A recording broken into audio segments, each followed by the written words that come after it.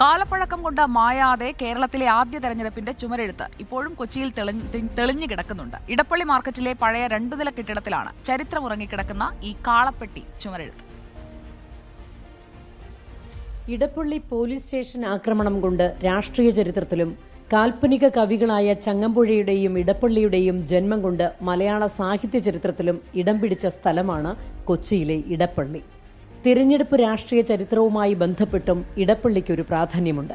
1957 ആദ്യ ലോക്സഭാ തെരഞ്ഞെടുപ്പിലെ ചുവരെഴുത്ത് ഇവിടെ ഇപ്പോഴും മായാതെ കിടപ്പുണ്ട്. അന്ന് ലോക്സഭയിലേക്ക് മത്സരിച്ച AM തോമസിനും നിയമസഭയിലേക്ക് മത്സരിച്ച AV ജോസഫിനും വേണ്ടി കാളപ്പെട്ടി ചിഹ്നത്തിൽ വോട്ടഭ്യർത്ഥിച്ചുകൊണ്ടുള്ളതാണ് ആ ചുമരെഴുത്ത്. കോൺഗ്രസിന്റെ ആദ്യ തിരഞ്ഞെടുപ്പ് ചിഹ്നമായിരുന്നു കാളപ്പെട്ടി. ഇടപ്പള്ളിയുടെ രാഷ്ട്രീയത്തെ സംബന്ധിച്ചിടത്തോളം ഒരു അന്നത്തെ കാലഘട്ടത്തെ മുഴുവൻ അത് ചിത്രീകരിക്കുന്ന ഒരു സംഭവം കൂടിയാണ്. ഇന്നും ആ ചുവരിൽ കാണുന്ന ആ ചുവരെഴുത്ത് മനസ്സിലെ ഒരു മരിക്കാത്ത ഒരു ഓർമ്മയായി ഇപ്പോഴും കൊണ്ടു നടക്കുകയാണ്. ഇടപ്പള്ളി പള്ളിയുടെ ഉടമസ്ഥതയിലുള്ള ഈ കെട്ടിടത്തിൽ അന്ന് കോൺഗ്രസ് ഓഫീസായിരുന്നു പ്രവർത്തിച്ചിരുന്നത്.